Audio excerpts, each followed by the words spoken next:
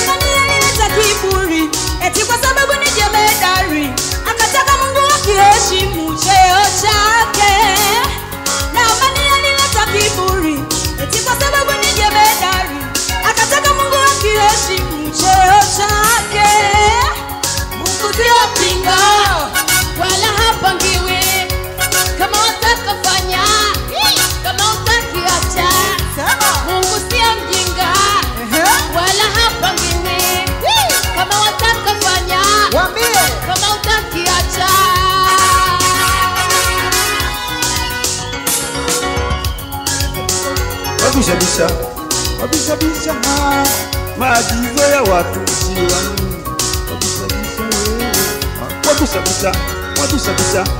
Wabisha maagizo ya watumishi wa Mungu. Wabisha wewe.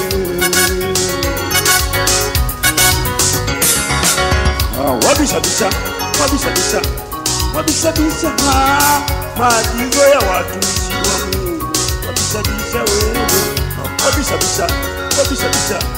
Wabisha maagizo ya watumishi wa Mungu. Wabisha wewe. Wapi mjezi kwaya?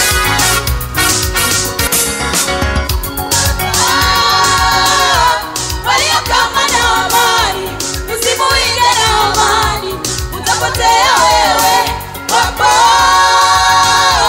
walio kama Naamani, usimuige Naamani, utapotea wewe.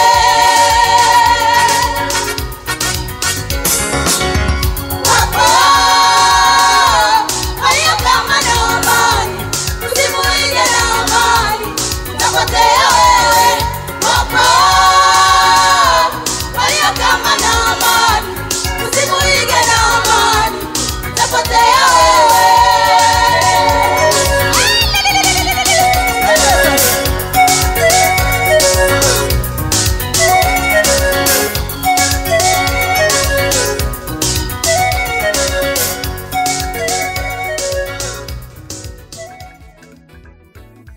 Wakati huu sasa ni kuombe usimame. Niende kuomba nimlete kwako mtumishi wa Mungu ambaye ameandaliwa kwa neno la siku ya leo, aweze kutulisha mkate kutoka mbinguni. Misha kichwa chako. Baba yetu, Mungu wetu, nina kila sababu ya kukushukuru. Ni wewe pekee unayestahili heshima, ni wewe pekee unayestahili sifa. Asante Bwana, maana wakati huu ni wakati wako peke yako. Naomba Mungu usitupungukie wala usituache kwa lolote. Kwa kuwa Bwana tunakuhitaji wewe, ujuae maisha yetu. Wewe unaye sirini. Ukatuambie Bwana umeona nini katikati ya maisha haya tunayoishi ya kila siku. Ili tuwezeshe Bwana kubadilika, ili tuwezeshe Mungu wa mbingu na nchi kuchukua hatua. Kama unatutia moyo tuweze kufurahi kujua ya kwamba tunafanya vizuri. Kwa jina la Yesu Kristo wa Nazareti, namleta sasa mtumishi wako mkononi mwako, ambaye Mungu utamtumia kama chombo na spika wako, ili kwamba Bwana aweze kunena na sisi kupitia yeye. Kwa jina la Yesu, usimwache ukiwa, bali Mungu wewe pamoja naye mwanzo hata mwisho wake. Katika jina la Yesu, mtu mmoja na apige kelele, sema amen. Amen. Karibu mtumishi wa Mungu.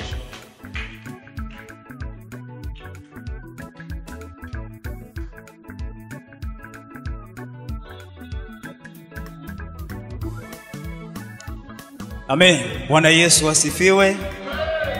Na kusalimia kupitia jina zuri la Bwana wetu Yesu Kristo. Amen. Basi Mungu wa mbinguni akubariki. Naomba uketi mahali ulipo. Bwana Yesu asifiwe sana.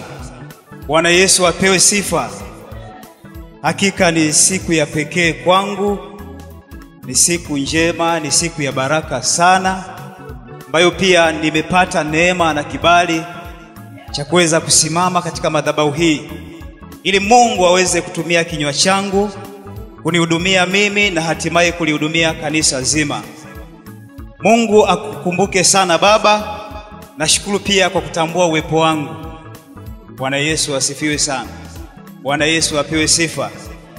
Labda naomba nianze kwa kujitambulisha. Kwa majina yangu naitwa Geoffrey Innocent Kiando. Ni mwalimu wa neno la Mungu mahali hapa. Lakini pia ninaye mke mmoja mzuri sana. Lakini pia ninao watoto. Pasipo kupoteza muda, ningetamani mke wangu uje mara moja mahali hapa, angalau upunge tu mkono. Uje mahali hapa upunge tu mkono.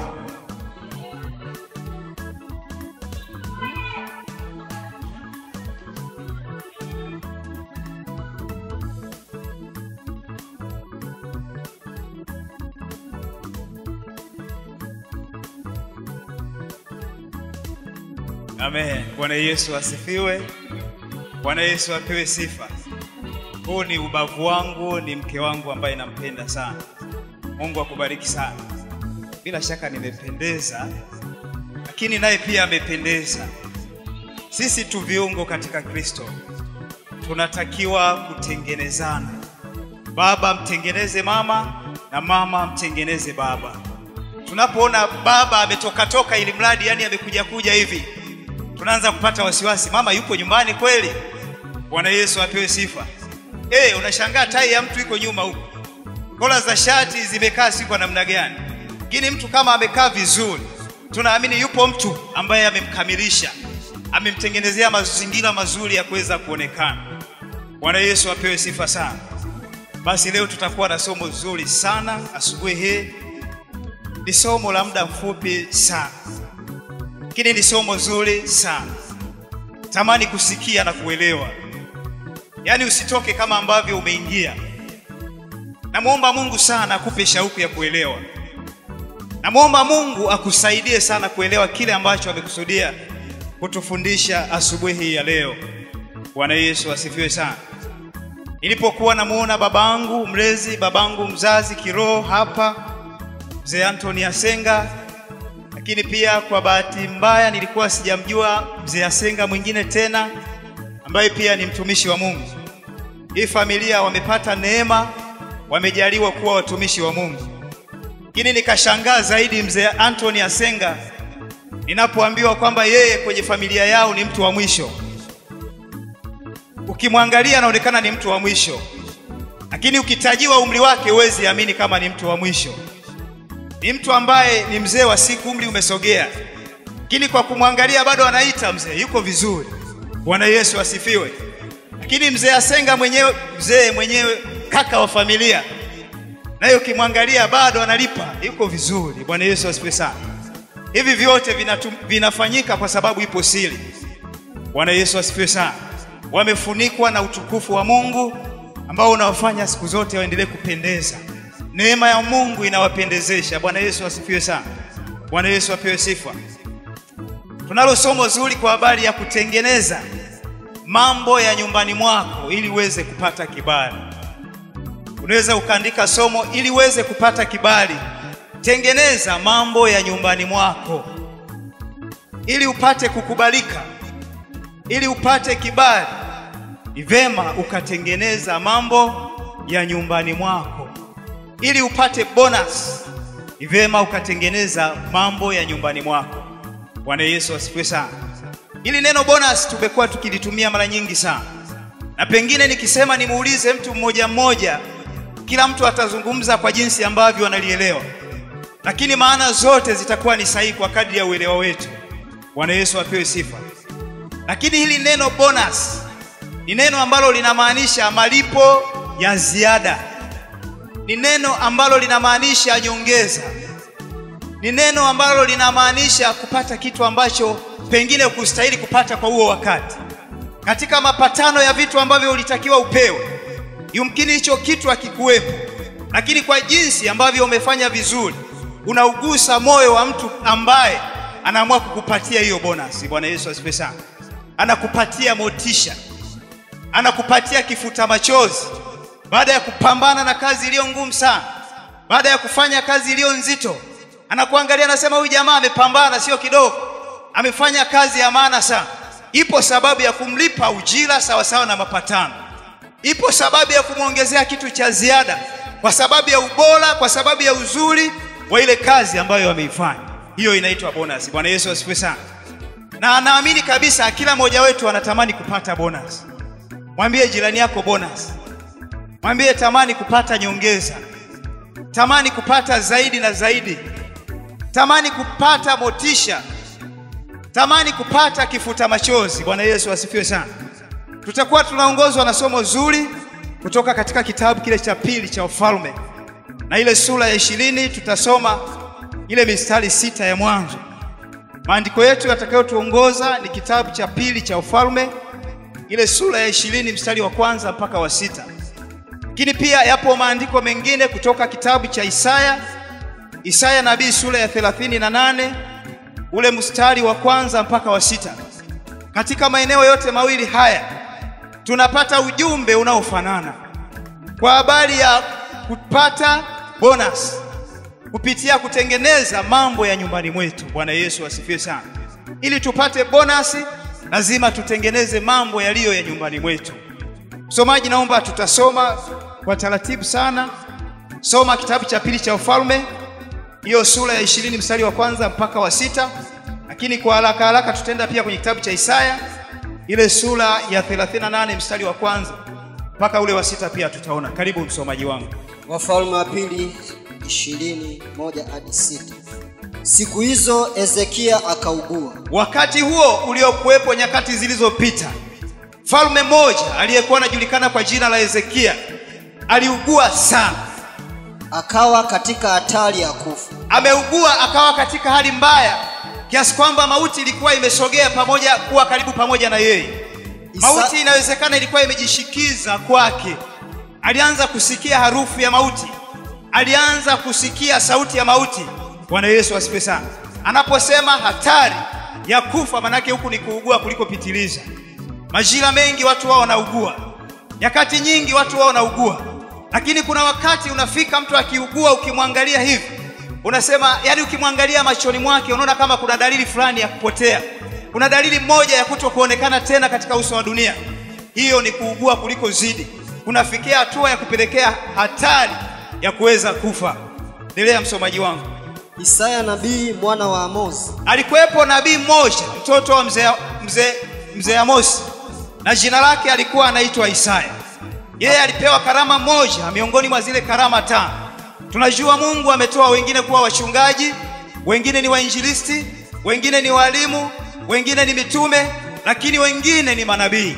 Na huyu mtumishi wa Mungu Isaya alikuwa amepewa karama ya kuwa nabii. Bwana Yesu asifiwe sana. Amen. Hawa manabii ni vinywa vya Mungu. Mungu anapozungumza anazungumza kupitia watu.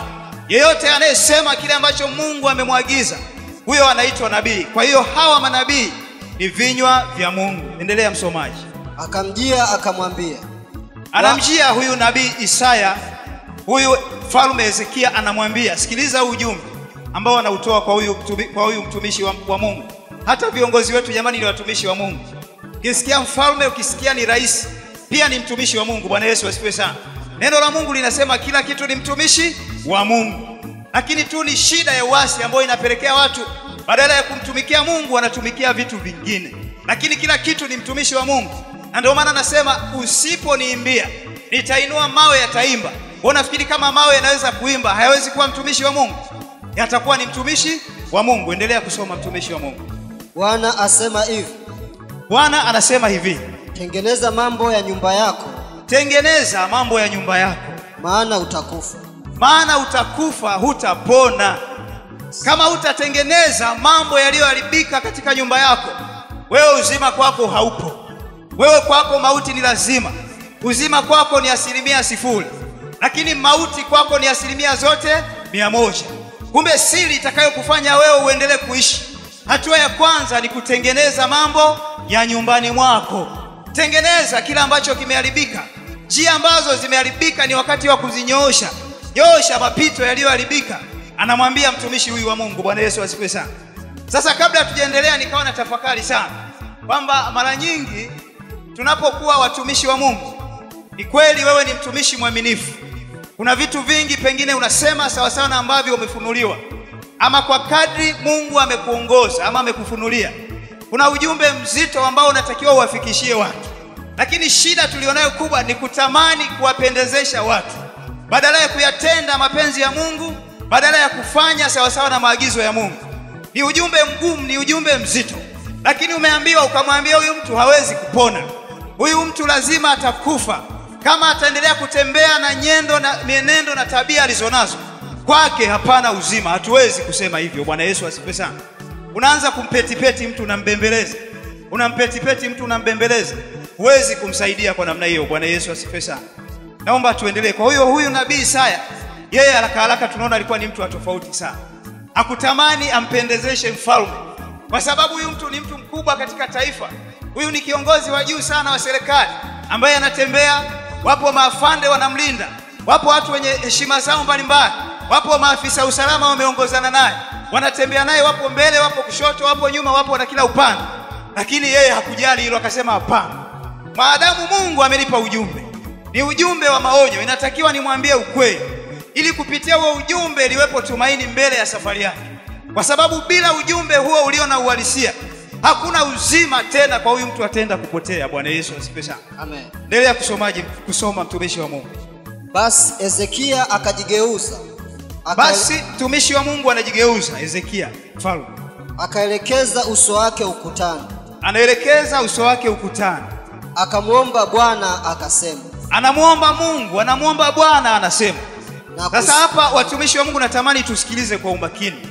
Hebu tuangalie huyu mfalme Hezekia, baada ya kuambiwa huu ujumbe ambao umeonekana kuwa ni mzito, lakini ni ujumbe ambao una faida kubwa katika maisha yake. Ni ujumbe ambao una manufaa makubwa katika maisha yake. Je, aliomba akasema nini? Bwana Yesu asifiwe sana. Tusikilize maombi ya mfalme Hezekia. Akasema, nakusihi Bwana ukumbuke sasa. Nakusihi Bwana. Neno nakusihi kwa lugha nyingine na kuomba. Na kuomba Bwana ukumbuke sasa. Anaanza kuzungumza na Mungu wake.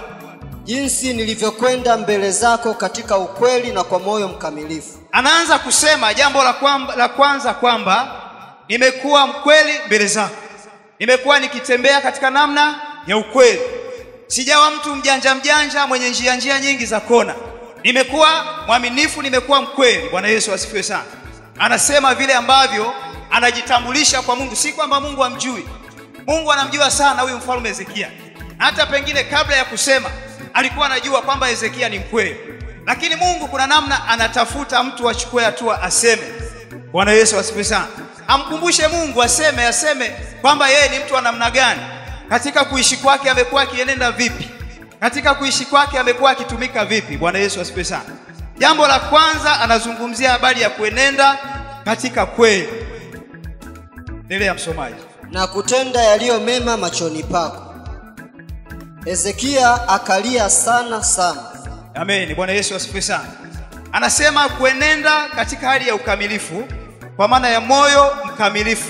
Hilo ni jambo la pili ambalo mtumishi wa Mungu ama huyu mfalme Hezekia aliweza kumkumbusha Bwana. Bwana Yesu asifiwe sana. Baada ya kupewa hii taarifa ambayo kama asingeifanyia kazi, uwezekano wa yeye kupoteza maisha ulikuwa ni mkubwa. Anasema nimeenenda katika kweli, lakini nimekuwa na moyo mkamilifu. Bwana Yesu asifiwe sana. Lakini kuna jambo la tatu pale, anazungumza habari ya kutenda yaliyo mema machoni pako Bwana, sio yaliyo mema machoni pa watu. Bwana Yesu asifiwe sana. Nimesema kwamba kuna kitu ambacho watu tunakosea.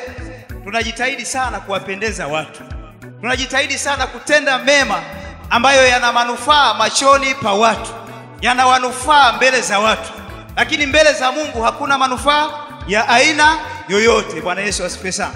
Yaani unatamani ili mradi mtu fulani ajisikie vizuri, na wewe unafanya hivi, lakini katika kufanya hilo uangalie kwamba katika hili Mungu anajitwalia utukufu wowote? Kuna chochote ambacho kinamlingana ama kumpendeza Mungu kupitia hiki ambacho ninakifanya? Unakuja kugundua kwamba hakuna maslahi yoyote, hakuna faida yoyote iliyopo kwa ajili ya Bwana, ila faida ipo tu kwa ajili ya watu. Bwana Yesu asifiwe sana. Anapeleka hayo maombi mbele za Mungu. Endelea msomaji.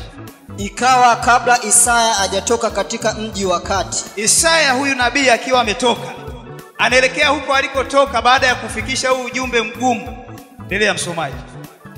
Neno la Bwana likamjia kusema. Neno la Bwana linamjia na kusema, rudi ukamwambie Hezekia mkuu wa watu wangu. Urudi tena ukazungumze na huyu Hezekia anayewaongoza watu wangu. Bwana Mungu wa Daudi baba yako asema hivi. Bwana Mungu Bwana Mungu wa Daudi baba yako anazungumza hivi. Nimeyasikia maombi yako. Nimeyasikia maombi yako. Na kuyaona machozi yako. Na kuyaona machozi yako. Tazama nitakuponya. Tazama nitakuponya. Siku ya tatu utapanda nyumbani kwa Bwana. Siku ya tatu utapanda nyumbani kwa Bwana. Tena nitazidisha siku zako. Tena nitakupatia bonus. Kiasi cha miaka 15. Utaishi miaka ya ziada 15. Nami nitakuokoa wewe. Nami nitakuokoa wewe. Na mji huu. Na mji huu wote. Na mkono wa mfalme wa Ashuru. Na wabaya wote wanaokutafuta wewe pamoja na watu wako. Nami nitaulinda mji huu kwa ajili yangu. Nami nitaulinda mji huu kwa ajili yangu. Na kwa ajili ya Daudi mtumishi wangu. Na kwa ajili ya Daudi mtumishi wangu. Bwana Yesu asifiwe sana. Bwana Yesu asifiwe sana. Mara zote katika kuishi kwetu kuna mazingira na kuna majira tumekuwa tukiugua. Kuna majira mengine tumekuwa tukipitia changamoto na mambo mengi magumu sana. Na katika mambo yote ambayo tumekuwa tukipitia, iwe ni kuugua, iwe ni umaskini, iwe ni kudhalilika, iwe ni kukosa kazi, maisha yoyote ya unyonge ambayo tumekuwa tukipitia, tumekuwa tukitamani sana kufarijiwa. Bwana Yesu asifiwe sana. Tumekuwa tukitamani sana kufarijiwa. Na katika kufarijiwa huku hatujawa tukitamani kujua chanzo cha hayo yote ambayo yametufika, ama chanzo cha matatizo mbalimbali ambayo tumekuwa tukipitia, ila tumekuwa tukitamani kufarijiwa. Bwana Yesu asifiwe sana. Mtu yoyote akipata shida anatamani waende watu na maneno mazuri, waende wamwambie Bwana utapona, waende wamwambie Bwana mambo yatakuwa vizuri, waende wamwambie Bwana utakuwa tajiri sio muda mrefu. Tunatamani kuhubiriwa injili ambayo mwisho wa siku inaweza isiwe na msaada mkubwa katika maisha yetu. Inaweza itusaidie kwa namna yoyote kupiga hatua kutoka sehemu moja kusogea mahali pengine. Bwana Yesu asifiwe sana. Unatamani mtu aje akwambie mtumishi wa Mungu ubarikiwe. Yaani unatamani tu kupokea baraka muda wote. Unatamani waambie Bwana utafanikiwa, utabarikiwa, utakuwa mtu wa namna fulani. Hatupendi kuambiwa ule uhalisia. Hatupendi kuambiwa ule ukweli. Bwana Yesu asifiwe sana. Hatupendi kabisa katika mazingira ya namna hiyo. Lakini kikubwa zaidi ambacho tunajifunza ni kwamba faraja ya kweli ni faraja ambayo inaweza ikamsaidia mtu kupona shida ama tatizo alilonalo, kupona ugonjwa aliokuwa nao. Yaani hiyo faraja inatakiwa iwe na mchango wa kumsaidia mtu kutoka kwenye shida, kutoka kwenye matatizo mbalimbali ambayo amekuwa nayo. Bwana Yesu asifiwe sana. Tunapenda kulishwa upepo. Yaani unapenda kumtia mtu moyo katika mazingira ambayo hatakiwi kutiwa moyo. Tunapenda sana kuwapaka watu mafuta kwa mgongo wa chupa. Na hiyo ni habari mbaya sana, hasa kwetu sisi tuliookoka. Inafikia hatua unaanza kumpetipeti mtu, unaanza kupaka mafuta, mwambia bwana haiwezekani. Unapenda kumjaza mtu upepo. Ni kitu ambacho hakiwezi kumsaidia mtu kwa namna yoyote. Bwana Yesu asifiwe sana. Tunatakiwa siku zote tuangalie namna ambayo haijalishi ujumbe unafika kwa namna gani, lakini ujumbe ufike katika hali yake ilivyo, ule uhalisia wa ule ujumbe. Bwana Yesu asifiwe sana. Wenzetu wazungu kuna kitu wanaita purity na kuna kitu wanaita impurity. Purity manake ni uhalisia, uasili wa kitu kama kilivyo na ubora wake, hakijachujwa wala kuchakashuliwa. Kama ni sukari ni ile grade ya kwanza, yani ina ladha ya sukari, ni nzuri kabisa. Bwana Yesu asifiwe sana. Lakini sio imechachuliwa, umepatikana uchafu fulani lakini una rangi ya sukari, umepatikana uchafu fulani ambao una ladha kidogo ya sukari, na kwa sababu unafanana hivyo unasema hii ni sukari, lakini kumbe sio sukari ile iliyo halisi. Bwana Yesu asifiwe sana. Unajua watoto wetu hawa ni wazuri sana, na hawa wake zetu ambao Mungu ametujalia ametupatia ni wake wazuri sana. Bwana Yesu asifiwe sana. Lakini kuna majira mengine wanapenda kutujaza upepo. Wanapenda kutujaza upepo. Unajua kuna kitu kimoja kinaitwa baluni ama puto. Ili baluni ama puto likiwa halina upepo, lilinyanyua hivi juu, ukalishika hivi ukalidondosha, linaanguka chini kama kifurushi pu. Yaani muda ambao litatumia kutoka kimo cha mita 1 ama mita 2 kwenda chini ni muda mfupi sana. Tafsiri yake linakuwa na spidi kubwa. Lakini hili baluni ukilijaza upepo, ukaliinua juu hivi, wakati wa kudondoka halitadondoka haraka. Upo uwezekano wa kudondoka taratibu. Litatumia muda mrefu sana kutoka kimo cha mita 2 hata kufika chini kabisa. Lakini pia upo uwezekano wa kuto kudondoka pale, likasukuma kidogo na upepo likasogea mahali pengine, kwa sababu limejazwa upepo. Na hiyo inaitwa nguvu ya upepo. Bwana Yesu asifiwe sana. Nilikuwa najaribu kuangalia watoto wanatupenda sana baba zao, na watoto wanamwamini sana baba katika familia, na hata wake zetu hawa pengine wanatuamini sana sisi waume zao. Bwana Yesu asifiwe sana. Yaani anakuamini, anajivunia, akiwa ndani anajua hapa atakitokea nyoka baba ataua, hata akitokea mbwa mwitu baba ataua, hata akitokea simba baba ataua. Wanatuamini sana.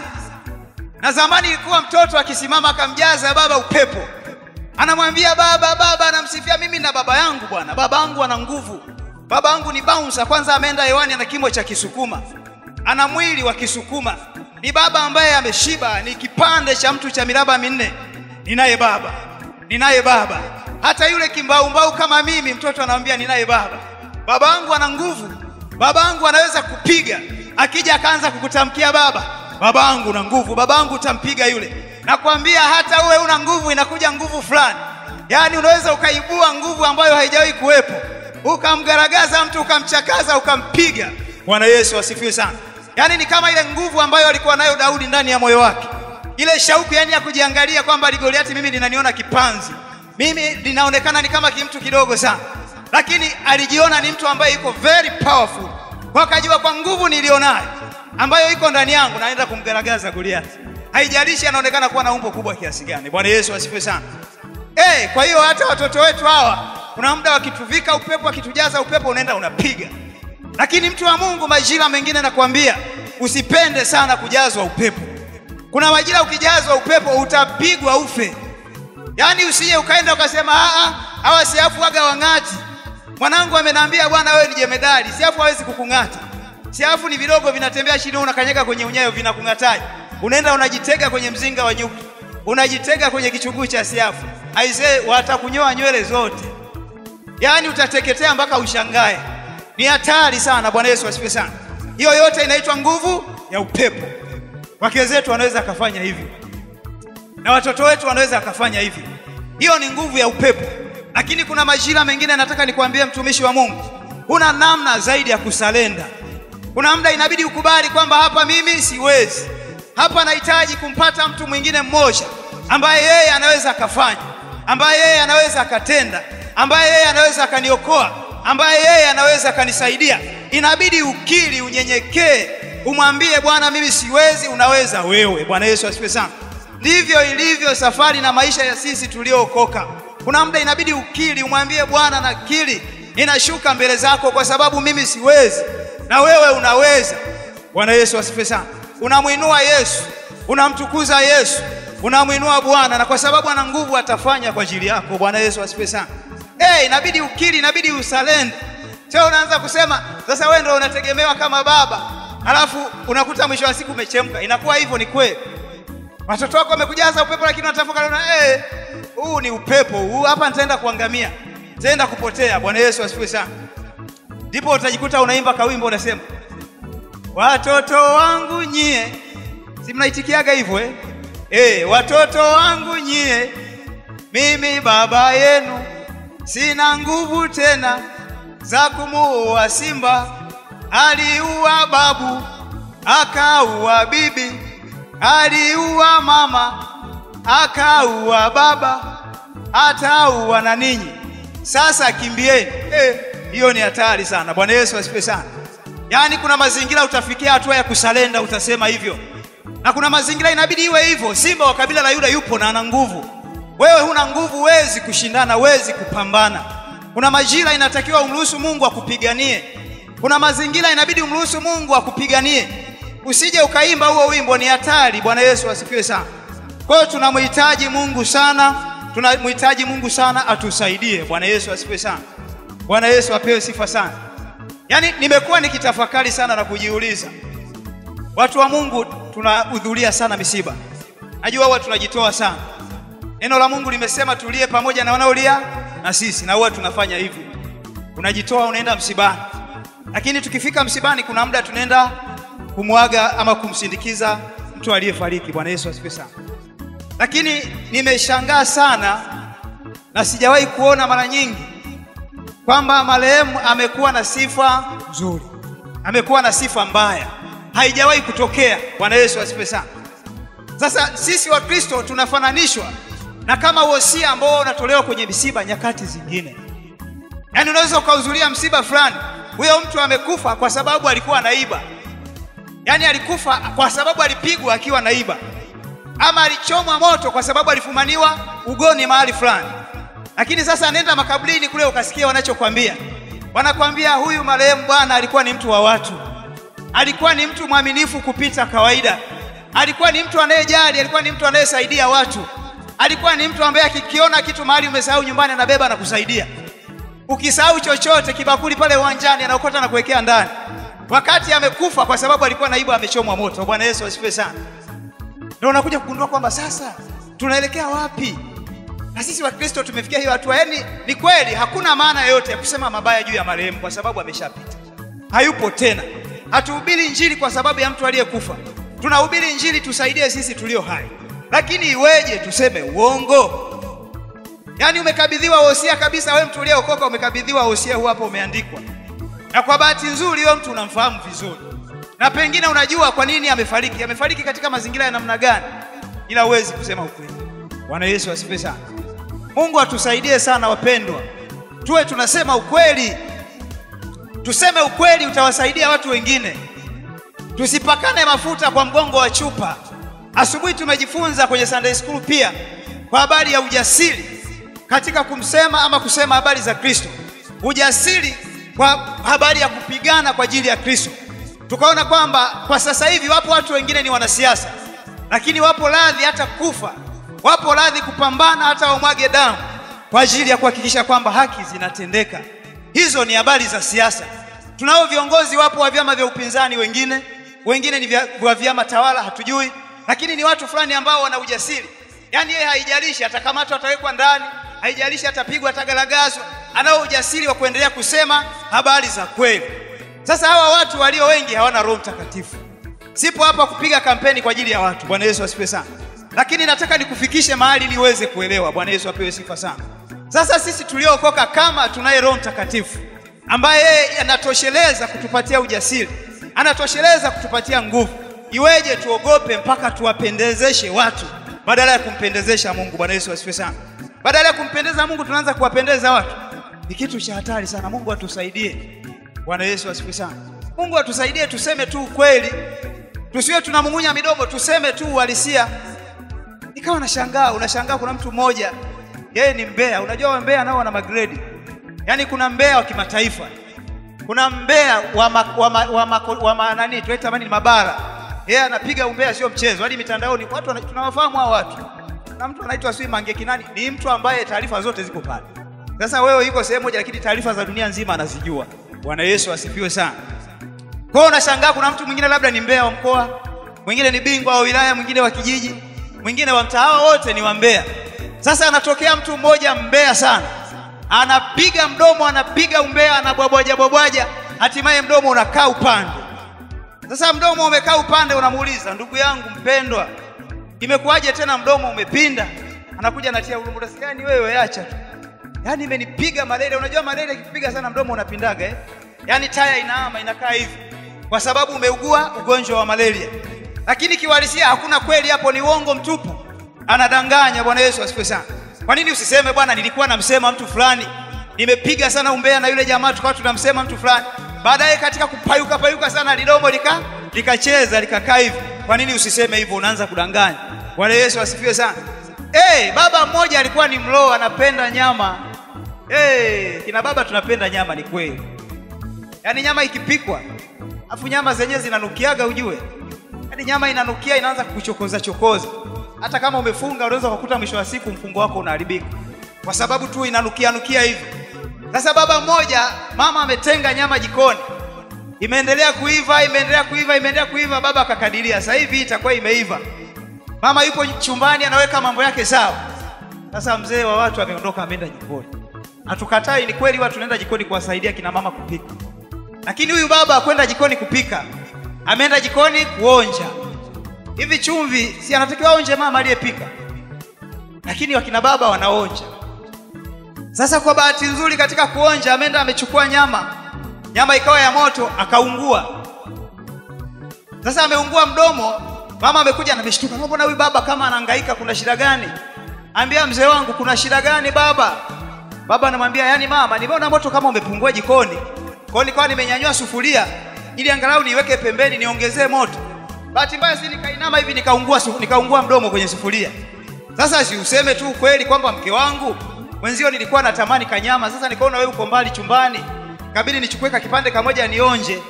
Sasa bahati mbaya niliona utaniona, nikawa nimekula haraka kamdomo kameungua. Si useme tu ukweli. Bwana Yesu asifiwe sana. Tuseme ukweli.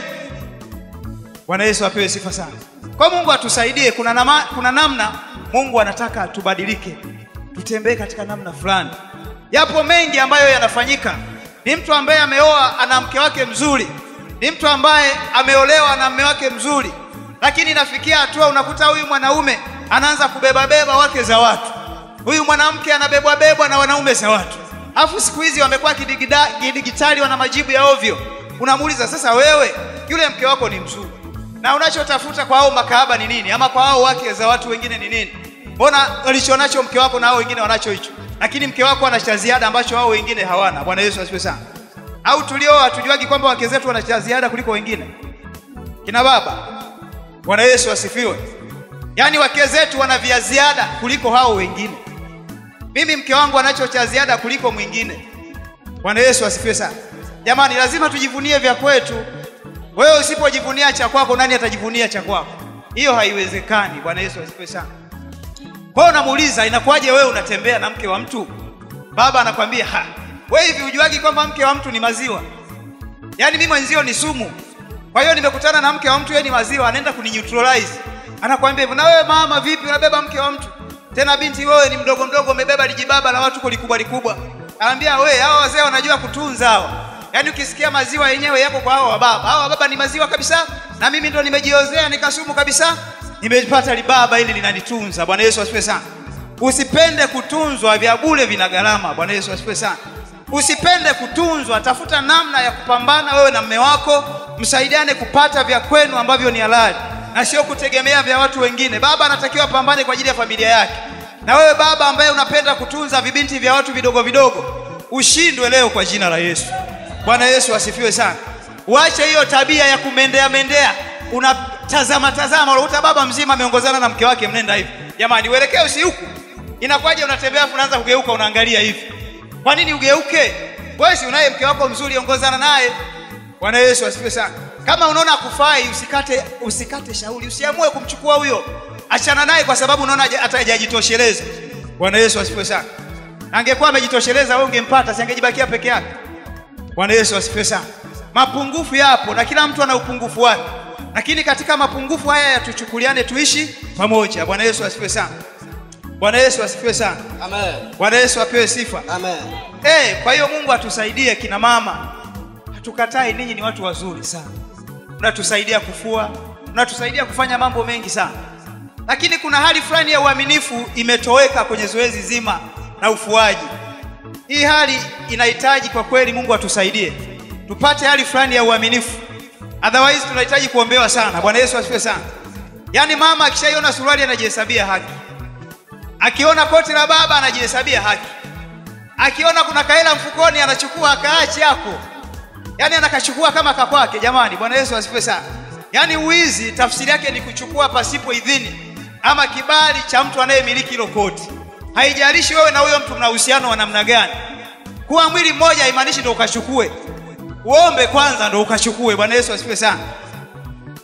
Kwa unakuta kuna mtu ameenda amepenyeza kama mkono, amechukua 1000 ameondoka nao. Bwana Yesu apewe sifa sana. Sasa mtu mmoja akaja na mbinu moja, akagundua kwamba mke wake anako katabia sana. Yaani anapita kwenye makoti, anapita kwenye suruali, anachukua chochote anachokiona. Ambia sasa wewe mama hujanijua mimi ni nani. Akasema haina shida. Akajitafutia kakiwembe fulani kapya kazuri. Kamenoleka vizuri akaweka kwenye mfuko wa suruali. Mama kama kawaida yake utaratibu wake ni kuchukua bila kuomba. Kwa hiyo akaenda kama kawaida kwenye kasuruali, kachungua kwenye henga, mkono mfukoni pap achukue hela. Anashangaa kuna kitu kimemchoma, kutoa mkono damu zinatoka na amejikata. Na pesa hajafanikiwa kuichukua. Bwana Yesu asifiwe sana. Sasa baadaye swali likawa gumu. Mke wa mtu anamuuliza, "Baba nani? Mbona unatoka damu kwenye kidonda kulikoni?" Baba nani asemi ukweli. Anasema, "Si unajua mke wangu, yani nilikuwa natembea hapa, sio mlango umenibana kidogo hapa." Sasa mlango umekubanaje ndugu yangu? Wewe ulikuwa unachukua hela kwenye suruali. Wewe mwanamke ulikuwa unachukua hela kwenye suruali ya baba. Bwana Yesu asifiwe sana. Mama huyo aseme ukweli kwamba nilikuwa nakuibia mume wangu. Asemi hivyo. Bwana Yesu asifiwe sana. Anasema tu nimeumia. Lakini kwa bahati mbaya zaidi hawa wanawake wanakuja na mbinu kila siku za kuhakikisha kwamba kwenye hii vita wanatamani kushinda tu. Wakasema isiwe shida, si mnaweka viwembe kwenye mifuko. Hatujashindwa. Ninyi viwembe muendelee kuweka. Sisi sasa hivi tukichukua suruali, miguu juu, kiuno chini, tunakunguta. Bwana Yesu asifiwe sana. Kwa anatungua suruali iliponing'inia, anaigeuza chini, anakunguta, pesa zitatoka tu. Zinatoka pesa, yuko salama, maisha yanaendelea. Bwana Yesu asifiwe sana. Kwa kweli hiyo sio tabia nzuri sana. Kwenye haya mazingira yote niliyoyazungumza hakuna ukweli. Yaani litakuwa ni jambo la kushangaza sana. Unamkuta mtu mmoja aliyeokoka anakuwa na hizi tabia. Bwana Yesu asifiwe sana. Anaanza kusema vitu ambavyo havipo. Tunatakiwa muda mwingine badala ya kumpaka mtu mafuta na kusema vitu vya tofauti, tutake kujua historia ya tatizo ama chanzo cha shida alionayo mtu. Unaweza ukaona pambana unakemea lipepo, kumbe huyu mtu ana shida nyingine hata sio hilo pepo kama unavyowaza. Mwalimu mmoja alitufundisha Jumapili hapa kwamba kuna baadhi ya vitu havihitaji tu maombi. Kuna baadhi ya vitu vinahitaji mafundisho ya neno la Mungu. Kuna baadhi ya vitu vinahitaji ushauri. Kuna baadhi ya vitu vinahitaji mawazo ya watu wengine. Hivyo vitakusaidia kutoka kwenye hiyo shida ulionayo. Bwana Yesu asifiwe sana. Kuna muda inabidi uulizie. Na ndio maana madaktari akifika mgonjwa wanakaa naye chini, wanaanza kumuuliza, "Una shida gani wewe?" Bwana mimi natokaga tu mapele sio nini na nini. Unatokaga mapele tu. Anakuambia shida ya hili tatizo ulilonalo. Unaweza ukawa wewe ndo daktari wa kwanza kabla ya mimi.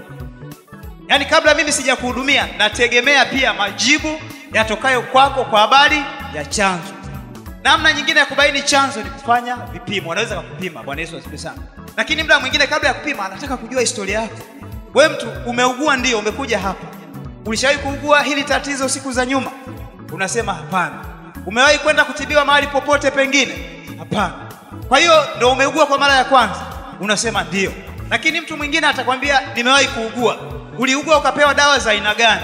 Na je, sasa hivi ulipokuja hapa umetokea mahali pengine popote kutibiwa? Unasema ndio.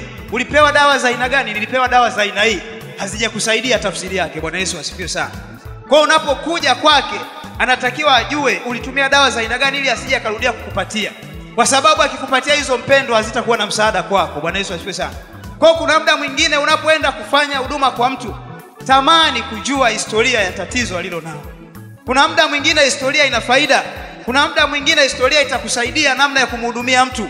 Sio unafika tu unakemeaga tu mapepo, unakemea mtu mapepo. Mtu amedondoka sio ana pepo ila ana njaa. Bwana Yesu asifiwe sana. Sio kila anayeanguka anakuwa na pepo. Mwingine anaweza akaanguka kwa sababu ana kizunguzungu, anasikia kizunguzungu. Mtu mwingine anaweza kaanguka kwa sababu ana njaa. Hayo ni mazingira ya aina zote. Kwa kama utatamani kujua historia ya mtu ukamuuliza, ndugu yangu wewe una shida gani? Una tatizo gani? Anaweza kukwambia bwana nimekaa tu pale nikaona kizunguzungu hicho. Nikala mweleka chini. Lakini kiwalisia mimi sina shida yoyote. Tatizo kubwa nililonalo, nahitaji shilingi 1000 nikanunue chakula nile na kuwa nimepona. Na kwa kufanya hivyo unakuwa umemsaidia. Bwana Yesu asifiwe sana. Bwana Yesu asifiwe sana. Kwa ni muhimu sana watu wa Mungu tukaishi hivyo. Wapendwa, kuugua kupo. Yaani kuugua kupo. Kama hujawahi kuugua, kwa kweli hiyo ni neema ya pekee. Bwana Yesu asifiwe sana. Lakini sehemu ya maisha ina milima pamoja na mabonde. Kuna wakati mwingine unagaragazwa na magonjwa. Yaani unaugua kiasi kwamba unaanza kuona kama mauti naiona hivi. Yaani nasikia sauti fulani ya mauti. Unaweza ukaugua ukalala kitandani. Watu wakija kukuona unaanza kuona kama wamekuja kukuzika. Bwana Yesu asifiwe sana. Yaani kwa mtu ambaye amewahi kuugua anaweza kawa anaelewa kile ambacho unamaanisha. Lakini kama hujawahi kuugua kiasi hicho unaweza usielewe unamaanisha nini. Bwana Yesu asifiwe sana. Lakini haya magonjwa yapo. Mtu anaweza akagaragara akaugua vibaya. Bwana Yesu asifiwe sana. Kwa hizi nyakati ngumu zipo. Yaani hizi nyakati ngumu, nyakati za shida zipo. Yaani mtu unaugua mpaka unaanza kupewa hospitali wakati bado ni mzima. Unaanza kuita, hivi na watoto wangapi? Wanangu naomba mje, nimewakumbuka sana. Watoto wanakuja, haya wewe utachukua lile gari ni la kwako, wewe lile, wewe lile, wewe nile. Kwa sababu umepitia kipindi kigumu. Bwana Yesu asifiwe sana. Tunamwangalia mfalme Hezekia kama ambavyo unajua wafalme. Wafalme ni watu ambao wamepewa nafasi ya juu. Ni watu ambao pengine nyakati zingine wanajiona ni mtu ambaye ana nafasi ya pekee, ni exception. Ni mtu ambaye ana nafasi ya juu sana. Kwa hiyo ana watoto, anajiona ni mtu fulani wa pekee. Bwana Yesu asifiwe sana. Kwa mazingira kama hayo hapo anaweza akawa shauriki. Anaweza akawa haambiliki. Kwa sababu kuna vitu ambavyo anajivunia. Lakini kuna mazingira mengine huyu mtu licha ya kwamba yeye ni mfalme. Kuna wakati mwingine cheo ambacho mtu anakuwa nacho. Kuna wakati mwingine kazi ulionayo, kuna wakati mwingine mamlaka ulionayo, madaraka ulionayo, usichana ulionao, uvulana ulionao, ubaba ulionao, umama ulionao. Yaani hivi vitu vyote vinaweza visiwe msaada katika maisha yako. Bwana Yesu asifiwe sana. Yaani vinaweza visikusaidie kwa namna yoyote. Kwa sababu tu mazingira yatakuwa magumu na mtu kama mtu mwingine ambaye unaweza unamtegemea hawezi kukusaidia. Utakuwa na mali, utakuwa na magorofa, yatakusaidia nini? Hivi vitu vyote haviwezi kukusaidia kwa namna yoyote. Bwana Yesu asifiwe sana. Kama Wakristo tunapaswa kusimama kwenye nafasi zetu. Yaani kama Mkristo unapofika kwa mtu, hebu zungumza, peleka ujumbe kama ulivyo. Haijalishi ni mchungu kiasi gani. Roho Mtakatifu ni mwaminifu, atakupa hekima. Hata kama ni ujumbe mgumu, ni kweli atakupa hekima. Sio unafika unaanza kukaripia mtu. Wewe bwana nilijinga kweli kweli, wewe una dhambi, yani wewe unataka uchomwe tu moto. Unazungumza namna ambayo haipo. Wewe ni mzinifu, ni mwizi sana. Inakuwa haisaidii. Bwana Yesu asifiwe sana. Zungumza naye kwa namna ya hekima, lakini hakikisha ujumbe ambao Mungu amekupatia unamfikia huyo mtu pasipo kupoozwa. Sasa mtu ana shida na matatizo. Yaani wewe kwa mfano vile visa nilivyovitoa. Huyu mtu ni mwizi, anaiba pesa kwenye suruali ya mtu. Huyu mtu ni mdokozi, anadokoa mboga. Huyu mtu alikuwa anafanya uzinzi ama anafanya uasherati. Baadaye amepigwa na ugonjwa fulani kubwa kubwa linamsumbua. Wewe kwenda kumfariji ama kumtia moyo, unafika pale unamwambia, mtumishi wa Mungu, pole sana bwana kwa hii changamoto. Yaani wewe sio wa kwanza kuugua ugonjwa kama huu. Walikuwepo watu wengi ambao waliugua ugonjwa kama huu. Yaani wewe unafikiria ushauri utakuwa umemsaidia mtu? Bwana Yesu asifiwe sana. Unasema neno la Mungu limesema mpendwa, tutaishi wala tutakufa ili tuyasimulie matendo makuu ya Mungu. Sasa huyo unayemfariji kwa hilo neno, ni matendo gani makuu ya Mungu atasimulia? Bwana Yesu asifiwe sana. Ni matendo gani makuu ya Mungu atasimulia kwa kuwa kahaba? Bwana Yesu apewe sifa. Tukumbuke shetani naye alitumia neno alipomjaribu Yesu. Aliambiwa imeandikwa atakuagizia malaika nao atakuchukua kwenye mikono yao.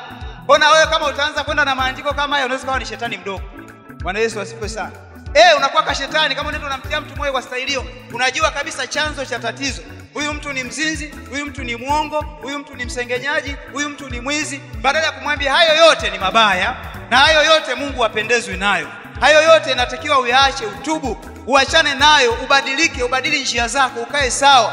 Baada hapo Mungu ataachilia neema ya hivi na hivi na hivi na maisha yako yatakaa sawa. Naanza kusema imeandikwa hatutakufa bali tutaishi. Zaburi ya 118 mstari wa 17. Wewe ni shetani mdogo, una utofauti. Na shetani alitumia hayo maandiko lakini katika namna ambayo sio sahihi na haiwezi kumsaidia mtu. Bwana Yesu asifiwe sana. Bwana Yesu apewe sifa. Amen. Dharau za wafalme ama viongozi kwa watumishi wa Mungu hazina maana. Lakini habari njema ni kwamba huyu Hezekia kama mfalme wa taifa la Israeli, baadaye anaona ipo sababu ya kuwaheshimu akina Isaya. Ipo sababu ya kuwaheshimu manabii na mitume hawa viongozi na watumishi wa Mungu kwa sababu wameletwa kwa kusudi maalum. Bwana Yesu asifiwe sana. Amen. Ni mambo mengi mangapi ambayo watumishi wa Mungu wanasimama. Hawa watumishi wa Mungu, hawa wazee hao. Hii ni sauti ya Mungu. Hivi ni vinywa vya Mungu. Mungu anazungumza na sisi kupitia hawa wazee. Lakini kuna mazingira mengine akisema baba, unasema huyu baba naye mbea. Yaani haya yote yameanzaje? Baba alikuwa ananisema leo ibadani. Baba, yaani mzee wa watu wamekosa muda aanze kusema wewe.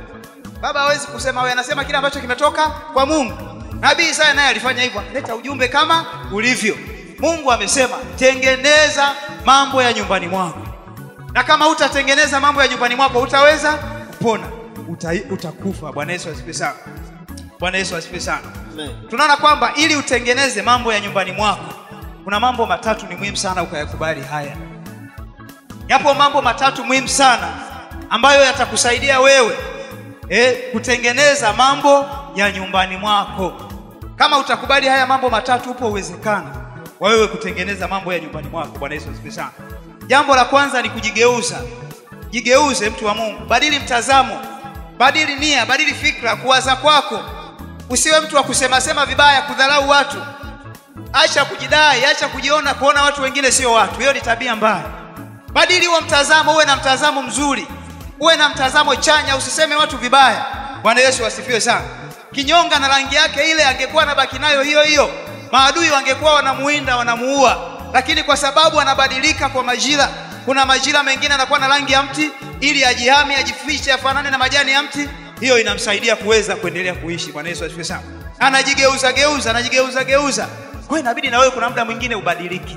Yaani badili mtazamo ulionao. Jigeuze. Usiwe wewe yule wa siku zote. Yaani wewe aliyekuzoea mtu wa matusi, mpayukaji, leo umekuwa mtu mwingine ambaye unasema mambo mazuri yanayobariki watu. Bwana Yesu asifiwe sana. Bwana Yesu apewe sifa sana. Mtu mmoja aliulizwa swali kwenye interview. Sijajua ungeulizwa wewe ungesemaje.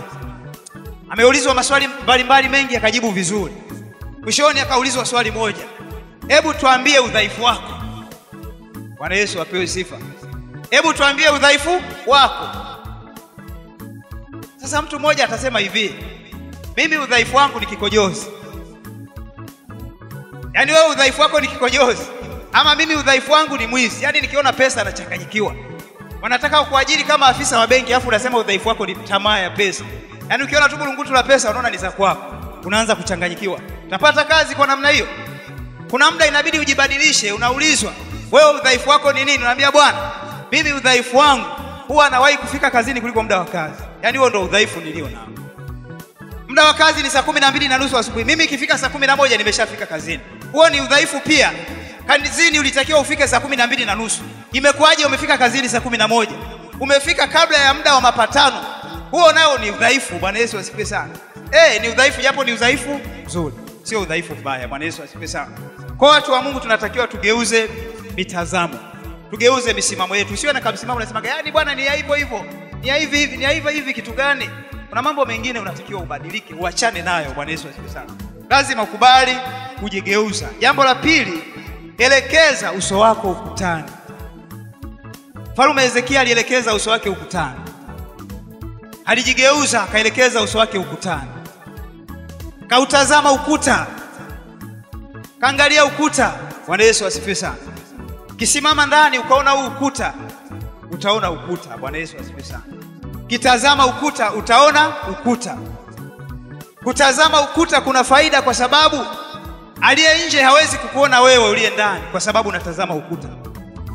Ukiwa ndani, aliye nje akirusha mawe hayawezi kufikia wewe kwa sababu kuna ukuta. Aliye nje akipiga ngumi kwenye ukuta ataumia yeye kwa sababu kuna ukuta. Kumbe ukuta unatupa garantia kwamba tukiwa ndani ya ukuta, tukiutazama ukuta, mishale yote inayorushwa na maadui zetu itaishia kwenye ukuta. Mashambulizi yote yanayorushwa na maadui zetu yataishia kwenye ukuta. Jaziba zote zinazorushwa kwetu na maadui zitaishia kwenye ukuta. Tukiutazama ukuta tunakuwa salama. Ukuta tulionao sisi ni Bwana Yesu. Bwana Yesu asifiwe sana. Yesu Kristo ni ukuta ambao upo kwa ajili yetu. Unapokuwa na shida, unapokuwa na changamoto na matatizo, hebu tazama ukuta. Geukia ukuta. Tazama ukuta, utakuwa salama. Usipotazama ukuta ukiwa sehemu ya wazi, zitapigwa risasi kwa sababu wewe upo unaonekana utaathirika. Lakini kupitia ukuta watapiga shabaha kwa kubahatisha. Tu ipo nje, wewe uko hapa, anajuaje uko hapa? Atapiga risasi zitapenya pale, wewe uko hapa. Atapiga risasi zitapita kule, wewe uko hapa. Unaendelea kuwa salama. Bwana Yesu asifiwe sana. Bwana Yesu apewe sifa. Hilizi na vitu vingine havikusaidii. Kwa ukuta haupo. Mtumishi mmoja akasema hivi, nitayainua macho yangu nitazame milima, msaada wangu utatoka wapi? Msaada wangu katika Bwana aliyezifanya mbingu na nchi. Upo wakati unatakiwa uinue macho utazame ukuta. Msaada wako wewe upo katika ukuta. Msaada wako wewe haupo kwa waganga wala wachawi. Bwana Yesu asifiwe sana. Naimba, nitayainua macho yangu nitazame milima, msaada wangu Baba utatoka wapi? Bwana Yesu asifiwe sana. Msaada wetu uko katika Bwana aliyezifanya mbingu pamoja na nchi. Bwana Yesu asifiwe sana. Kwa lazima tukubali kuelekeza nyuso zetu kwenye ukuta. Lakini jambo la tatu ni kumwomba Bwana. Hatuna namna wapendwa. Tunatakiwa tumuombe Mungu. Mfalme yeye alinyenyekea, akapiga magoti, akaomboleza. Akakumbuka ya kwamba kwenye hili ambalo nimeletewa, kama nitakaza shingo kuwa shupavu, hizi shingo zitavunjika tu. Na zikivunjika nitakula hasara. Zikivunjika nitapoteza maisha. Bwana Yesu asifiwe sana. Kwa kumbe haina haja ya kukaza shingo na kushupaza shingo. Ninatakiwa nimwombe Bwana. Niliitie jina la Bwana wa majeshi. Nishuke mbele za Bwana kwa unyenyekevu. Haijalishi mimi ni mfalme wa dunia tu. Lakini yupo Bwana wa majeshi ambaye ni mfalme. Duniani anatawala na mbinguni anatawala. Huyu anaweza kanisaidia. Bwana Yesu asifiwe sana. Kwa hiyo pesa, umri na vitu vingine visingeweza kumsaidia. Bwana Yesu apewe sifa. Lakini katika kuomba huku jitahidi mpendwa, uombe kwa mapenzi ya Mungu. Mtumishi wa Mungu amekuwa akisema sana baba kwamba unapokuwa unamwomba Mungu labda akubariki, yani iwepo nia na iwepo namna ambayo Mungu atanufaika kupitia mafanikio yako. Yani hizo baraka zitakazokuja hakikisha kuna namna Mungu atanufaika nazo. Bwana Yesu apewe sifa sana.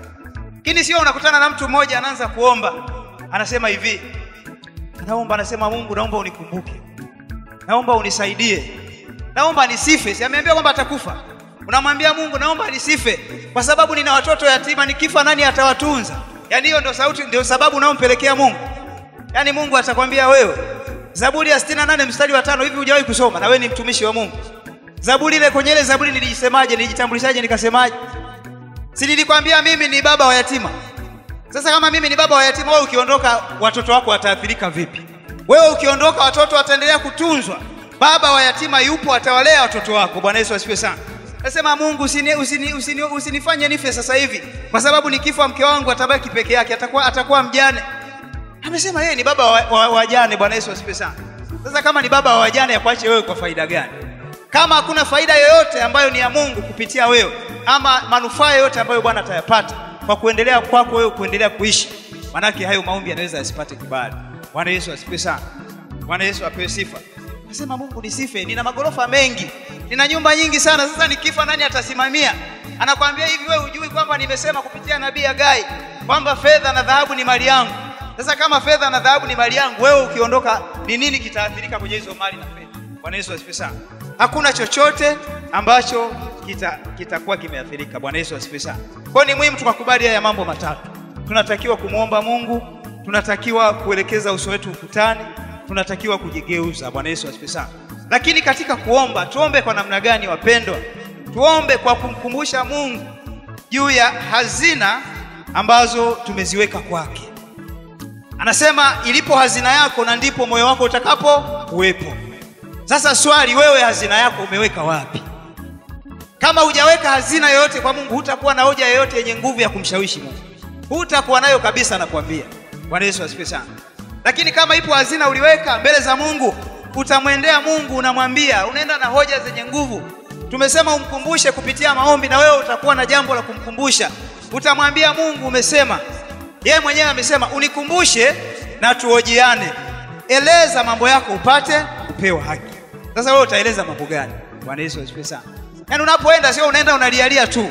Peleka hoja zenye nguvu, mkumbushe Mungu kwamba Mungu, nilitembea hivi na hivi, nilifanya hivi na hivi, naomba nipate kibali ili niendelee kutumika katika namna hii na hii na hii na hii. Mungu atakupa kibali cha kuendelea kuishi. Bwana Yesu asifiwe sana. Nenda na hoja zenye nguvu. Mungu anasema tutahojiana. Sio utaenda tu unaanza kusema Mungu ulisema hivi, ulisema hivi. Atakuuliza, sawa mwanangu, katika hayo niliyosema, chochote kile kilikuwa na kanuni yake nyuma, ili mimi niweze kukubariki hivi na hivi. Nilisema ufanye hivi, ulifanya? Unasema hapana. Ulifanya hivi? Hapana. Ulifanya hivi, umetoa macho. Wewe unafikiri utapata hiyo bonus? Bwana Yesu asifiwe sana. Hiyo bonus huwezi kuipata. Isaya 43 ule mstari wa 26 pale utajisomea, anasema unikumbushe na tuhojiane. Eleza mambo yako upate kupewa haki yako. Bwana Yesu apewe sifa sana. Wakati huu ukiwa umeweka hazina, ni kipindi ambacho unakuwa na wakati mgumu. Ile hazina uliyokuwa umeiweka inakusaidia wewe kufanya nini? Kuishi. Yaani ni kama kifurushi ulikuwa umepakia sehemu, kuna data zako ulizitunza sehemu. Huu wakati ni wakati tu wa kudownload, unaenda tu unapakua ile hazina, unaileta, inakusaidia. Kumbuke wapendwa, hizi nyakati ngumu, unapokuwa umeugua sana, unakosa muda wa kuomba kwa nguvu zote. Yaani kipindi cha kufunga na kuomboleza ukiwa unaumwa, unasahau mpendwa. Bwana Yesu asifiwe sana. Wezi ukaomboleza sana, ukaomba, ukafunga, haiwezekani. Madaktari wamekwambia hizi dawa unatakiwa umeze kwa siku mara ngapi? Mara 3. Na ili umeze hizi dawa sharti ule nini? Chakula. Usimeze dawa ukiwa hujala chochote, zitakuletea shida. Sasa wewe unafikiri kipindi kama hiki utakuwa na maombi ya kufunga? Sasa maombi ya kufunga unatakiwa uyafanye lini? Maombi ya kufunga uyafanye sasa hivi, ili ukusanye hii hazina ya maombi uwe nayo. Wakati mgumu unapofika, unakuwa ni wakati wa kumkumbusha Bwana. Kumbuka kule kujitoa kwangu, kumbuka kule kufunga kwangu, kumbuka kule kuwasaidia yatima, kumbuka kule kuwasaidia wajane, kumbuka kule kuwatembelea watu gani. Unasema hayo yote yanakuwa ni hazina, na Mungu kupitia hayo anakupa kibali, unapata uponyaji. Bwana Yesu asifiwe sana. Bwana Yesu asifiwe sana. Sasa kama tumeambiwa tuende na hoja zenye nguvu, je, Hezekia naye alikuwa na hoja zenye nguvu? Mtumishi wa Mungu alikuwa na hoja zenye nguvu. Akwenda akawa anazungumza tu. Wingi wa maneno ulionayo hauwezi kumshawishi Mungu akusaidie. Wengine wanaweza kawa ni wanasiasa, yani amejaliwa, anajua kuongea. Yani atapiga siasa nyingi, ataongea vitu vingi, lakini katika hivyo yameishia kuwa makelele. Mungu hawezi kukusikia kwa chochote. Bwana Yesu asifiwe sana. Maneno machache lakini yenye nguvu. Bwana Yesu asifiwe sana. Kwa hoja za Hezekia zenye nguvu zilikuwa, mojawapo ni kuwa mkweli siku zote. Amejitambulisha pale, amesema alipoomba alienda mbele za Mungu akasema, nimetembea katika kweli siku zote. Akiwa kama mfalme alijitahidi kutenda haki.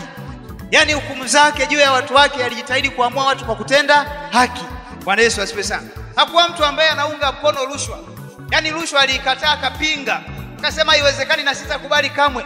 Watu wanakula rushwa na mimi naendelea kuangalia, nasema mimi ni kiongozi. Haiwezekani. Bwana Yesu asifiwe sana. Watu wanakuwa mashoga, mimi na nyamaza, nakaa kimya. Haiwezekani. Kama mfalme, kama kiongozi, nitapaza sauti. Lazima niweke sheria ambazo zitapinga huu ushoga. Alisema kweli, alijua kwa sababu hivyo vitu sio vitu vizuri mbele za Bwana. Bwana Yesu asifiwe sana. Alijua ushoga ni mbaya, rushwa ni mbaya, akasema kweli. Kwa hiyo lazima uwe na kweli ambayo utamkumbusha Mungu kwenye shida zako. Ama nyakati ngumu utamwambia Bwana. Bwana Yesu asifiwe sana. Lakini pia huyu mtumishi wa Mungu inawezekana aliwapa watu uhuru wa kuabudu. Zipo nchi nyingine ambazo zimepiga marufuku, zimezuia kabisa. Kama kipindi akina Danieli wanazuiwa kuomba. Danieli naambiwa hakuna kuomba kwa muda wa siku 30. Hakuna, siwepo mtu mmoja atakayetamka kwa jina la Bwana wa majeshi. Hakuna. Wote muombage kwa jina la Mungu wa mfalme basi. Lakini akasema hapana, haitakuwa hivyo. Bwana Yesu asifiwe sana. Naye alitenda haki kwa wakati wake. Wapo viongozi ambao wanatoa fursa, na tunashukuru Mungu viongozi wetu pia wameona kwamba ipo haja. Mtumishi wa Mungu Magufuli alikuwa anasisitiza sana, jamani wa Tanzania, muombeeni Mungu. Ni kiongozi ambaye alikuwa anasema jua kabisa haya maisha pasipo kumwomba Mungu haiwezekani. Yaani pasipo kumtegemea Mungu haiwezekani. Na pengine hata yeye rais kuwa na japo ni mtu mkubwa na mambo mengine, kama hata muomba Mungu mambo yanaweza yasikae sawa. Bwana Yesu asifiwe sana. Bwana Yesu apewe sifa. Lakini pia ni kuwa na moyo mkamilifu. Ni kuwa na moyo mkamilifu. Hiyo ni hoja nyingine yenye nguvu ambayo mtumishi wa Mungu Hezekia alikuwa ameenda nayo. Sasa kuwa na moyo mkamilifu ni kuwa na moyo mnyoofu. Kuwa na moyo usio na mawaa. Kuishi maisha matakatifu. Tunao watu huko ndio ni wakubwa, lakini wana hekima za kichawi. Kwa sababu ya umri mkubwa wana mambo fulani ya ovyo, wengine ni wachawi. Tunaanza kuambiwa kwenye vikao mpaka tumsubiri mzee fulani mwenye hekima ya kichawi. Na wewe umeokoka unakaa kusubiria hekima ya kichawi. Yaani usikae mpendwa kupoteza muda. Usikae. Bwana Yesu asifiwe sana. Wangesema kwamba anakuja mtumishi wa Mungu mwenye hekima ya kimungu, kaa subirie. Lakini hekima ziko nyingi, hekima za wanadamu zipo. Hekima za kichawi zipo. Mtu anakuja na hekima ya kichawi. Bwana huyu mtu ni mtu mkubwa kwenye kijiji. Tunatakiwa tumsubiri yeye. Akina Simoni leo watu wasubirie. Hawa wanaweza wakaamua kikao. Mchawi anaamwaje kikao? Wakati mtu wa Mungu aliyepata neema unao uwezo wa kuamua kikao. Yesu aliye ndani yako anaweza kuamua na kuwapatanisha watu. Bwana Yesu asifiwe sana. Bwana Yesu apewe sifa. Lakini pia alienda na hoja ya kutenda mema. Anasema nimetenda mema machoni pako. Hakusema nimetenda mema machoni pa watu. Hakusema nimetenda mema machoni pa wafalme wenzangu. Hakusema nimetenda mema kwa watu wangu nao waongoza. Alisema nimetenda mema machoni pako. Alijitahidi kwamba anahakikisha mema yote anayoyatenda ni kwa ajili ya utukufu wa Mungu. Bwana Yesu asifiwe sana. Na sio kwa ajili ya utukufu wa wanadamu. Bwana Yesu apewe sifa sana. Akajitambulisha, nimekuwa nikisaidia wale wenye shida, wenye matatizo mbalimbali, nimekuwa nikisaidia nikitenda mema, maagizo yale yote ambayo Mungu umesema tufanye. Mimi nilikuwa nikifanya. Hapo utaweza kupata bonus. Bwana Yesu asifiwe sana. Yaani Mungu atatenda, atafanya na zaidi. Atakuongezea hata cha ziada ambacho hakikuwepo kwenye mapatano. Ambacho kilikuwa kwenye mapatano ambacho hukustahili. Kile cha ziada utaongezewa. Bwana Yesu asifiwe sana. Jawahi kuona umeenda kwa mzee mmoja, hasa wabibi wa zamani. Wabibi wa zamani walikuwa wanapenda kupikia wali kwenye chungu. Mimi nilikuwa na bibi yangu moja naye alikuwa anapenda kupikia wali kwenye chungu. Pika wali kwenye chungu kisha hivi anaweza kauficha chumbani. Kienda kawaida mtapewa ugali, mtapewa vitu vya kawaida mtakula. Lakini kuna mtu mmoja, mjukuu mmoja akienda kizungumza kuna namna atamgusa. Anaenda kuchomoa chungu chumbani anakileta. Kwa unapata bonus ya kula wali. Wenzao wamekula ugali wanapata bonus ya kula. Huo nao ni upendeleo. Bwana Yesu asifiwe sana. Lakini kuna namna umegusa moyo wa mtu mpaka ukaletewa chungu. Bwana Yesu apewe sifa. Amen. Tunaenda kumalizia, muda wetu umeisha. Tunaona kwamba kinywa kile sasa kinarudi. Mtumishi wa Mungu tena Isaya anarudi kwa mara ya pili.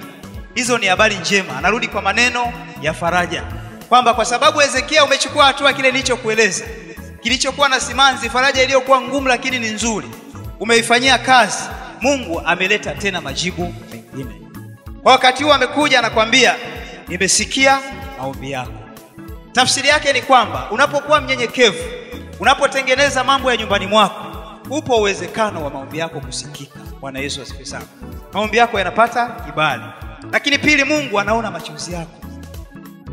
Mtumishi wa Mungu anamwambia mfalme, Mungu ameona machozi yako. Amesikia, ameona machozi yako. Maombi ya mtu mwenye dhambi ni kama kelele, anasema. Haiwezi kusikika hata ukiomba kwa sauti kubwa. Hata ukiomba maneno mengi sana, inakuwa ni kama kelele. Lakini kama umeomba vizuri katika hali ya unyofu wa moyo na utakatifu, unaweza ukaomba kidogo na Mungu akakusikia. Bwana Yesu asifiwe sana. Lakini jambo la tatu ni kwamba Mungu anakuponya na shida ulionayo. Hiyo pia ni faida. Mtumishi wa Mungu ama mfalme Hezekia aliweza kutendewa hilo. Shida aliyokuwa nayo, kuugua alikokuwa nako kuliweza kuondolewa. Udhaifu aliyokuwa nao Mungu aliweza kuondoa. Bwana Yesu asifiwe sana. Hiyo ni faida. Lakini pia mwisho Mungu anakupa bonus. Sema bonus. Mungu anakupa bonus. Mwambie jirani yako unapata bonus. Unapata bonus. Tamani kupata bonus mpendwa. Bwana Yesu asifiwe sana. Unapata bonus. Sasa kupata bonus Kikubwa na maombi makubwa ya Hezekia ilikuwa ni kufanya ni kuponywa ugonjwa aliokuwa nao. Hilo ndio ombi kubwa. Sidhani kama alimwomba Mungu amuongezee miaka, ila alikuwa anaomba amponye asife. Bwana Yesu asifiwe sana. Lakini kwenye kuponywa Mungu akampa bonus. Akasema mtumishi wangu utaishi miaka ya nyongeza 15. Hiyo ni bonus wapendwa. Bwana Yesu asifiwe sana. Lakini akaambiwa utaokolewa kwenye mikono ya maadui zako. Wafalme wanaokutafuta wewe usiku na mchana, maadui wanaopigana na wewe usiku na mchana, hawa watakutafuta, hawatakuona kwa sababu uko ndani ya ukuta, utakuwa salama. Bwana Yesu asifiwe sana. Bwana Yesu asifiwe sana. Akapewa bonus nyingine kwamba ataulinda mji pamoja na nyumba ya kwake mfalme.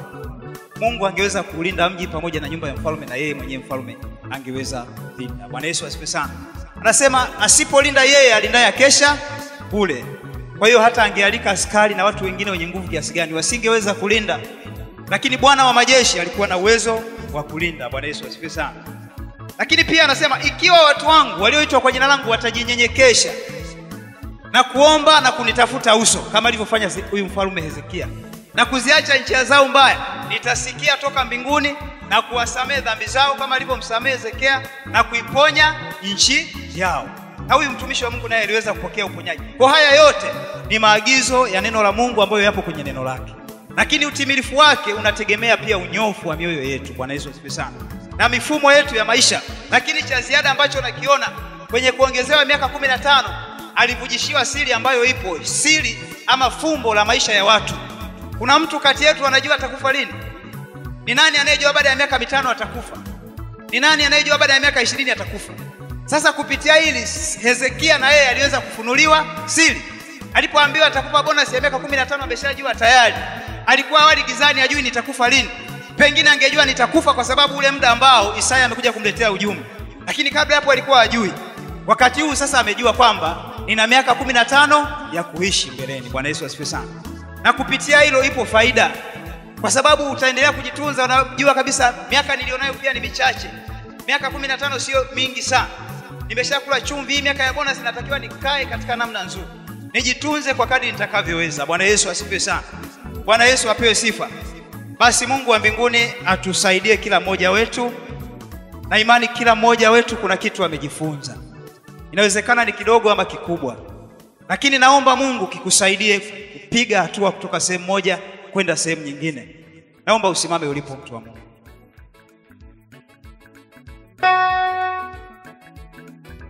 Bwana Yesu asifiwe sana. Bwana Yesu asifiwe sana. Tumesema ili tupate bonus, ili tupate vitu vya ziada, tunatakiwa tutengeneze nyumba zetu. Tutengeneze nyumba zetu. Tengeneza yale yaliyo nyumbani mwako. Bwana Yesu asifiwe sana. Sisi ni wasafiri kama ambavyo Biblia inasema, tunatoka duniani kuelekea mbinguni. Katika safari hii upo uwezekano pia kama mwana wa Adamu ambaye kuja kwake hakujulikana, na iti kama akishuka sasa hivi ghafla, upo uwezekano wa mtu mmoja kuachwa na kutokuondoka. Na hiyo inaweza ikatokana na ukweli kwamba tumekuwa sio watu wa kutengeneza mambo ya nyumbani mwetu. Yapo mambo mengi ambayo yamekaa vibaya, hayako sawa. Lakini Mungu kwa sababu ni mwingi wa rehema anaweza kututengenezea. Lakini kutengenezwa kwa haya mambo kunategemea hatua ambayo tumechukua. Kama tutaenda kwa unyenyekevu mbele za Bwana tukamwambia, anaweza akatusamehe dhambi zetu. Anaweza akaondoa udhaifu uliopo. Anaweza akatengeneza maisha ya kwetu. Bwana Yesu asifiwe sana. Anasema azifichaye dhambi zake hatafanikiwa, lakini yeye aungamaye na kuziacha atapata rehema. Tukisema kwamba hatuna dhambi tunajidanganya wenyewe, lakini kweli haimo mwetu. Wakati huu mchache, najua muda umeendelea sana, lakini natamani kila mmoja wetu atafakari. Wewe binafsi zama katika moyo wako, jaribu kujiangalia. Je, umetengeneza mambo ya nyumbani mwako? Nyumbani mwako ni kwako. Nyumba yako ni wewe mwenyewe. Umepangilia sawa sawa vyombo vyako? Ama mgeni akitokea anakutana na sahani ziko sebuleni, akitokea ghafla anakutana na viatu mezani? Je, umetengeneza mambo ya nyumbani mwako? Tunapotafakari Natamani watu wasifu watuongoze kwa wimbo mfupi sana kuabudu. Tuimbe kwamba sisi hatuwezi bila Bwana. Mimi siwezi. Mimi siwezi. Tunapoimba wimbo huu naomba tuwe tunatafakari. Kwa muda mfupi na kwa kuimba kwa ufupi sana. Natamani kila mmoja wetu aende mbele za Bwana amwambie Bwana. Mwambie Bwana akusaidie. Karibu ni praise. Mimi siwezi neno lolote bila wewe Yesu. Mimi siwezi neno lolote bila wewe Yesu. Mimi siwezi jambo lolote bila wewe Yesu. Mimi siwezi neno lolote bila wewe Yesu. Mimi siwezi. Imba kwa kumaanisha mtumishi wa Mungu. Jambo lolote Ni ukiri kwetu kwa Bwana. bila wewe Tafakari katika moyo wako. Yesu. Imba kwa kumaanisha mpendwa. Mimi siwezi neno lolote bila wewe Yesu. Mimi siwezi jambo lolote bila wewe Yesu. Mimi siwezi neno lolote bila wewe Amesema ninyi pasipo mimi hamwezi neno lolote. Baba, katika jina la Yesu Kristo wa Nazareti, peke yako Mungu wetu uliye na uweza, peke yako Mungu mwenye nguvu na mamlaka, peke yako uliyetukuka Jehova, wewe unayetupenda upeo, wewe unayetujali, unayetuthamini, unayeweza mambo yote siku zote, unayewaza mawazo mema juu ya maisha yetu. Wewe ni Mungu hakika, wewe ni mfalme juu ya ufalme wote, Mungu ambaye hakika unatuwazia mema. Sisi hatuwezi mbele zako, hatuwezi neno lolote pasipo wewe, hatuwezi Yesu. Ndio maana tuko mbele zako majira haya, tumejidhihirisha mbele zako Yesu, tunakiri mbele zako hatuwezi, tunakiri mbele zako hatuwezi, tunakiri mbele zako hatuwezi, hatuwezi neno lolote, hatuwezi kutumika mbele zako bila wewe, hatuwezi chochote mbele zako. Usichana wetu si chochote mbele zako, wanaume wetu si chochote mbele zako, kazi zetu si chochote mbele zako. Bado tunahitaji msaada wako, bado tunahitaji nguvu zako, kama vile mtumishi wako Hezekia, maana alitazama akaona licha ya kwamba yeye ni mfalme, anaweza kumwagiza huyu, anaweza kutuma huyu, lakini pasipo wewe alitambua ya kuwa hawezi, alitambua ya kuwa hawezi. Baba, nasi hatuwezi. Mchana wa leo Yesu, tunakiri mbele zako, tunajua hatuwezi, tunahitaji neema yako, tunahitaji msaada wako kwa jina la Yesu Kristo. Neema yako Yesu ikatufunike sasa, uweza wako Yesu ukatufunike sasa. Kila inapoitwa leo, weka mzigo ndani yetu, tutamani kuishi kwa kukupendeza wewe, tuishi kwa moyo mkamilifu, tuishi kwa kutenda kweli, tutembee katika kweli sawa sawa na maagizo ya neno lako. Nyakati zote Bwana, tuishi tukiwa karibu na wewe kwa njia ya maombi Yesu, maana umesema tukiomba. Ninakushukuru Mungu aliye hai. Pokea sifa Bwana na heshima na utukufu wote katika jina la Yesu Kristo wa Nazareti. Bwana Yesu asifiwe sana. Bwana Yesu apewe sifa. Shangwe na vigelegele kwa Yesu.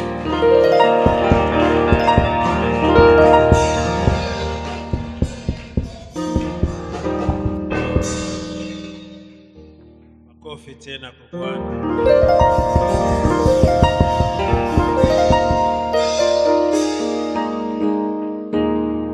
Basi tunamshukuru Mungu sana kwa mafundisho mazuri.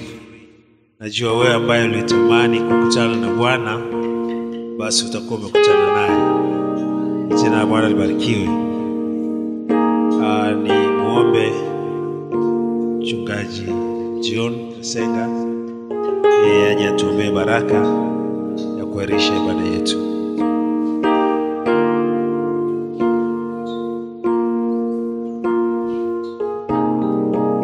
Baba yetu na Mungu wetu, wewe uliyetukuka toka milele na milele zote, ninakubariki, ninakuinulia sifa na utukufu, wewe ambaye ulikuwepo toka milele na sasa upo na utaendelea kuwa na kuwepo milele zote. Nakushukuru kwa ajili ya mtumishi wako na neno lilopitia kwake kwa kinywa cha kwa uweza wa Roho Mtakatifu. Na nakushukuru kwa ajili ya mtumishi wako Anthony Asenga. Nakushukuru kwa ajili ya watumishi wako wote, viongozi wa kanisa hili pamoja na washirika wote, watoto, vijana wa kike na wa kiume. Naomba neno lako liwe taa ya miguu yao. Mungu uwafundishe, uwakumbushe, maana wewe ndiye mfundishaji mkuu. Tupe ufahamu, tupe hekima, tupe maarifa, tujue ya kwamba sisi ni wapitaji, wala hatupaswi kukaa kama mtu aliyehamia, ili utupe ufahamu wa kutembea tukiongozwa na neno lako, maana neno lako ni taa ya miguu yetu.